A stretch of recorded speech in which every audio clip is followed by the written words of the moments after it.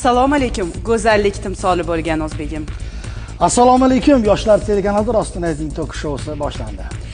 Bugun sizlar bilan xatarsiz go'zallik, kosmetologiya va tibbiyot o'rtasidagi kesishma mavzusi haqida gaplashamiz. Bugun aynan mana shu mavzu haqida fikr yuritish imkoniyati bo'lganlar mutaxassislarimizni taklif qilganmiz. Assalomu alaykum, xush kelibsizlar. Xatarsiz go'zallik o'zi nima? O'tmoqchimanki, kosmetologiya so'zini doimo dermatologiya bilan uni bir ajralmas qismi hisoblanadi va kosmetologlar, vrach kosmetologlar yoki dermatokosmetologlar bo'lishi ahamiyatli hisoblanadi va shunaqa muolajalar kimlarga zarur?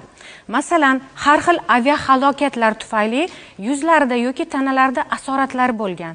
Bundan tashqari har xil kuyishlardan qolgan asoratlar va qo'shimcha masalan qandaydir kasalliklar oqibatida ikkilamchi asoratlar bo'lgan, yuzida nuqsonlari bo'lgan, nafaqat yuzida va tanasida nuqsonlar bo'lgan bemorlarga birinchi navbatda kosmetologik muolajalar va qo'shimcha qilib aytaman, husnbuzardan qolgan har xil chandiqlar, yuzdagi dog'lar, rozatsiya kasalligi, ya'ni pushti husnbuzar kasalliklari va mana shu kasalliklar dermatolog, kosmetologlar muolajalariga muhtoj hisoblanadi.